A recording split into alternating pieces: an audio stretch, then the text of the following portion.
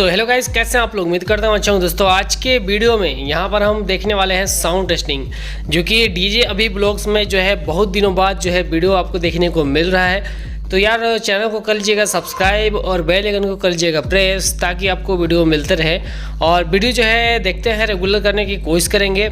Time नहीं मिल पाता है इसलिए जो है रेगुलर वीडियो नहीं आ पाता है। फिलहाल आज के ब्लॉग में हम देखने वाले हैं यहाँ पर माता रानी का विसर्जन का वीडियो, जिसमें कि यहाँ पर आपको देखने को मिलेगा विसर्जन का जो डांस रहेगा वो मैं आपको दिखाने वाला हूँ। साथ ही साथ ये वाला सेटअप जो है वो आप देख सकते हैं। ये वाला सेटअप हमने लगा रखा था, जो कि ये हमारे गाँव में ही ये आपका सेटअप जो है लगा था। यहाँ पर आप देखेंगे तो दुर्गा जी वगैरह सारी चीज़ यहाँ पर लोड हो रहे हैं। तो यहाँ पर ट्रैक्टर में जो है 2 ट्रैक्टर में यहाँ पर जो है मूर्तियाँ लोड होगा, प्लस ये गांव के लोग यहाँ पर जो है अभी फ़िलहाल जमा हो रहे हैं धीरे धीरे। फ़िलहाल यहाँ पर जो है थोड़ा सा मुंड ख़राब हो गया था, इसलिए कि पानी आ रहा था, मतलब कि बीच में पानी आ गया था। तो उस कारण से जो है सेटअप को जो है पन्नी से जो तिरपाल होता है उससे ढकना पड़ा।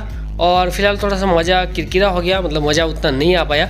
लेकिन उसके बाद फिर जो है 7 बजे के बाद, शाम के 7 बजे के बाद यहाँ पर काफ़ी फुल माहौल आया और सभी लोग डांस किए। और इसी जगह जो है पिकअप हमने लगा दिया। बाद बाकी विसर्जन वगैरह करके आए थे, क्योंकि उधर रास्ता जो है वो थोड़ा सा ख़राब था और रास्ता जो है वो सही नहीं है उधर, तो पिकअप जो है वो नहीं जा पाया। ट्रैक्टर जा सकता था क्योंकि उसका बड़े चक्के होते हैं तो वो जा सकता है। तो ट्रैक्टर से जा कर के विसर्जन किए। शाम 7 बज गए थे लगभग। और उसके बाद जो है हम लोग गाड़ी को यहीं पर छोड़ दिए और यहीं पे जो है विसर्जन, मतलब जो है हम लोग डांस किए और खूब मज़ा किए। रात के 10 बजे जो है हम लोग डीजे अनलोडिंग भी किए। तो टाइम भी बहुत ज़्यादा हो गया था, 12-1 बज गया था उस दिन। फिलहाल गाइज़ चलिए अब इतना ही मैं आपसे मतलब बोल दूँगा, बाद बाकी जो है ज़्यादा बकबक नहीं करूँगा। फिलहाल चलिए फिर अभी वीडियो का मज़ा लेते रहिए, डांस देखिए और नीचे कमेंट बॉक्स में बताइएगा। तो चलिए फिर डांस का मज़ा लेते रहिए। और ये है हमारा गांव, जो कि छत्तीसगढ़ बलरामपुर ज़िला में पड़ता है, जामोदपुर में।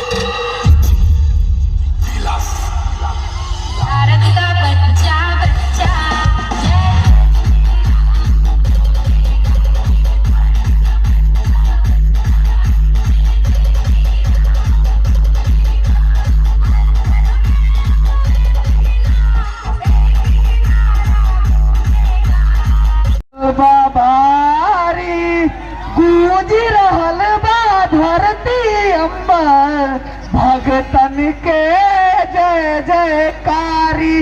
दुर्गा मैया की, दुर्गा मैया की। आवाज दूर दूर तक जाना चाहिए।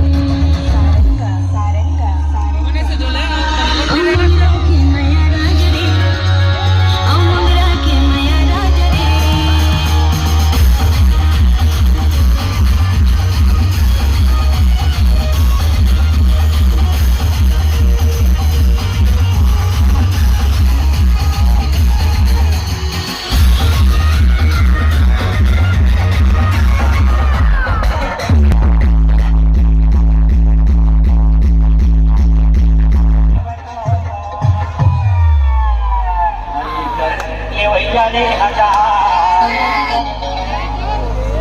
हरी कर ये भैया ने हजार ओ मेरी माँ